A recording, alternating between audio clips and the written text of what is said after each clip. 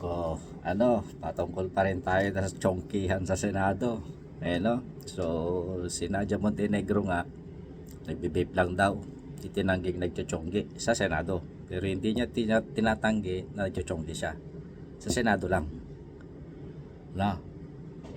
Dahil nga sa balitang yan, so, nag-recommend na, nag-suggest na itong si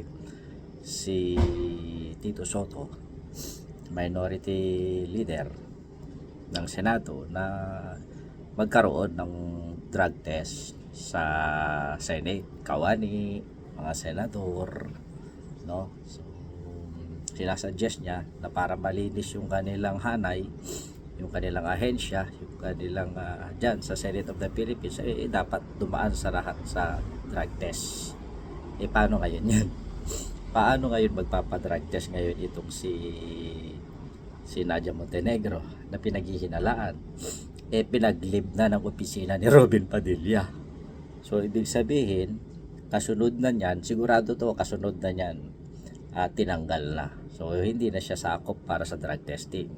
Hindi na natin malalaman ngayon kung siya ba ay yung nagchongki o hindi. So, pinapaikot-ikot na naman tayo ng Senado, mga kapatid. So, ginagago na naman tayo ng mga tarantado. Diba? So, sana magising ang taong bayan. At sana nga, malinis. Baka sabi ko nga, hindi lang nagchuchongki ang nangyayari dyan. Baka nagkakabentahan na rin yan, o di kaya nagkakaroon na ng pot session ng mga shabu, kahit anong mga droga. This is a wake-up call for everyone, lalong-lalo na dyan sa Senado. Galing talaga ng pamamaraan, no?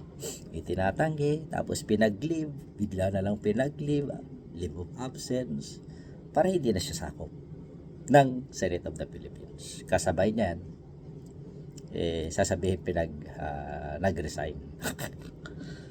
Yan ang buhay yan. O ayan, maraming salamat nga pala doon sa mga nagpapa-share ng kanilang stars sa Tiga Koy My live stream sa Facebook, Pagti channel po. Maraming salamat, and of course sa mga walang tigil na pagpapakulay ng ating live stream naman sa YouTube, sa Pagtit, kay Pagtit sa YouTube. Maraming salamat sa inyo, and God bless you always, and mabuhay. Kaya yun nga po, nakakalungkot na balita, no?